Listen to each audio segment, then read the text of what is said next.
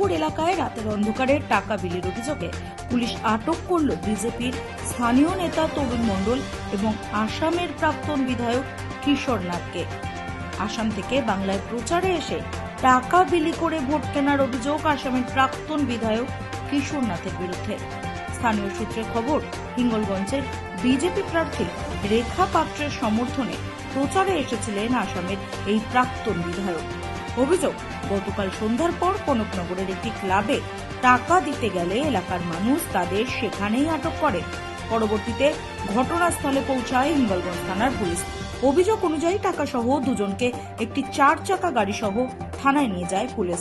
থানায় নিয়ে গিয়ে দুজনকে জিজ্ঞাসাবাদ করে পুলিশ।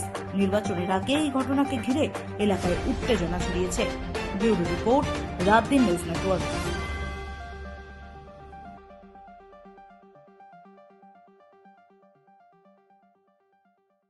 পাঁদারটা দিয়েছিল। কিসের জন্য? ওই এসে জিজ্ঞেস করছিল যে তোমাদের কি কি অনুষ্ঠান করো পূজার জন্য। আমরা এই পূজার জন্য আমাদের ঘাটতি আছে 20,000 টাকা ঘাটতি আছে। তারপরে বলে কি কি অনুষ্ঠান করো। আমরা বছরে এই রক্তদান শিবির মাঝে মাঝে করি, খেলাধুলো টুকটাক হয়। তা বলার পরে উনি যাওয়ার সময় 5,000 টাকা দিয়েছে। কেন?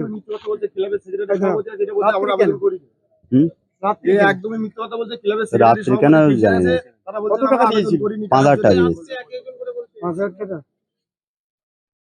কি নাম তোমার? বিভাস মন্ডল, কোন ক্লাবে তো দিয়েছিল? নবরণ সংঘ। তোমরা কি চেয়েছিলে কারো কাছ থেকে? এর আগে আবেদন করেছিলাম যে আমাদের অনুষ্ঠানে কিছু ঘাটতি হয়েছে, তো বলে পরে দেখি আমার কাছে এখন কিছু নেই, পরে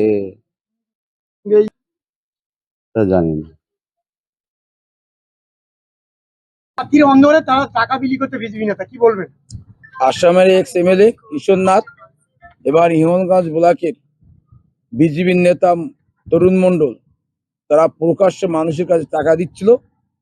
গ্রামের মানুষ সেই টাকা ধরে ফেলে মানুষ পুলিশ প্রশাসনকে জানায়।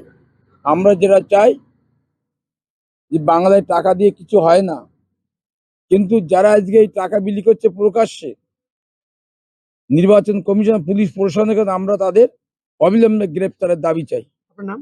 আমার নাম শহীদুল্লাহ গাজী, আমি হিঙ্গলগঞ্জ ব্লক তৃণমূল কংগ্রেসের সভাপতি।